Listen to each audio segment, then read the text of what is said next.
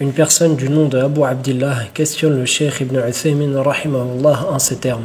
Il dit: j'ai remarqué que certaines personnes invoquent en levant leurs mains entre les deux sermons du vendredi lorsque l'imam s'assoit. Quel est le jugement de faire cela? Qu'Allah vous récompense. La réponse du cheikh Ibn Uthaymin rahimahullah: l'invocation à ce moment est une chose bonne et recommandée. C'est-à-dire que ce moment est un moment où l'exaucement des invocations est espéré.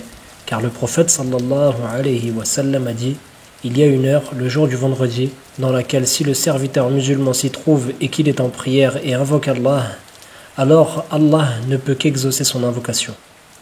Et l'heure de la prière est l'heure la plus susceptible d'être celle de l'exaucement des invocations, comme le rapporte Muslim. Selon Abu Musa al-Ash'ari, radiyallahu anhu, le prophète sallallahu alayhi wa sallam a dit: elle, c'est-à-dire l'heure d'exaucement des invocations, se trouve entre le moment où l'imam s'assoit sur le minbar jusqu'à la fin de la prière. En s'appuyant sur cela, nous disons qu'il faut profiter de cette occasion pour invoquer entre les deux khutbahs, c'est-à-dire le prêche, et je ne vois aucun mal dans le fait de lever les mains pendant l'invocation, car la base dans le comportement vis-à-vis des invocations, c'est de lever les mains. Si donc la personne lève les mains à ce moment pour invoquer, il n'y a pas de mal, et si on invoque sans les lever, il n'y a pas de mal non plus. Voilà ce qui est concernant l'invocation entre les deux khutbahs. Mais si l'imam invoque pendant la khutbah, alors il ne fait pas partie de la sunna que l'imam ou ceux qui sont en face de lui lèvent les mains, sauf dans un cas ou deux. Le premier cas, c'est l'invocation de la demande de pluie. Si l'imam qui prêche le jour du vendredi invoque pour qu'Allah fasse tomber la pluie, alors qu'il lève ses mains lui et les gens aussi. Le deuxième cas, c'est l'invocation pour qu'Allah fasse cesser la pluie. Et l'exemple de cela, c'est que l'imam qui prêche le vendredi invoque Allah pour que la pluie cesse et qu'il l'écarte de la ville.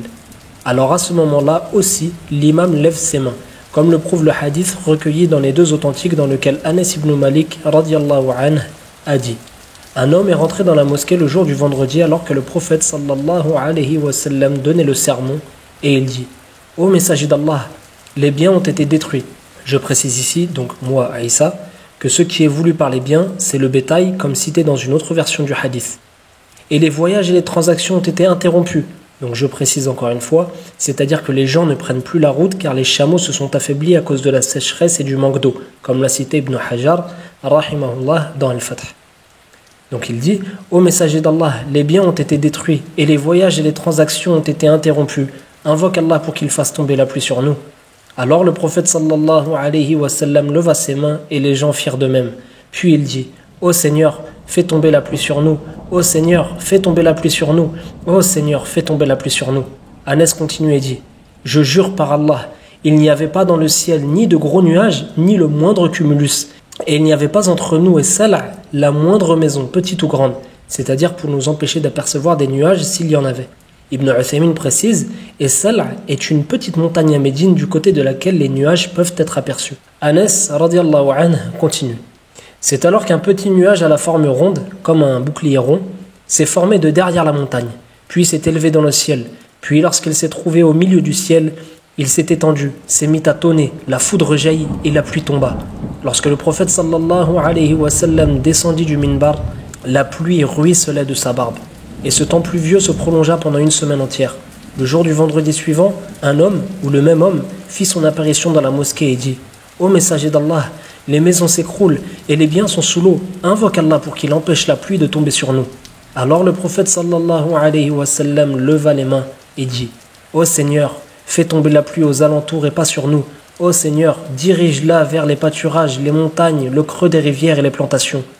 Puis il tendit son doigt vers toutes les directions, et il ne tendit pas son doigt vers une direction dans le ciel, c'est-à-dire autour de la ville, sans qu'un nuage n'apparaisse. Et il n'y eut alors bientôt plus de nuages dans le ciel de la ville, et les gens se mirent à sortir et à marcher sous le soleil. En résumé, ce sont les deux moments où l'imam lève les mains sur le minbar pour invoquer, lors de la demande de pluie et pour que la pluie s'arrête. Mais en dehors de ces deux moments, il ne doit pas lever ses mains car les compagnons blâmèrent Bishr ibn Marwan lorsqu'il leva ses mains pour invoquer lors d'une khutbah.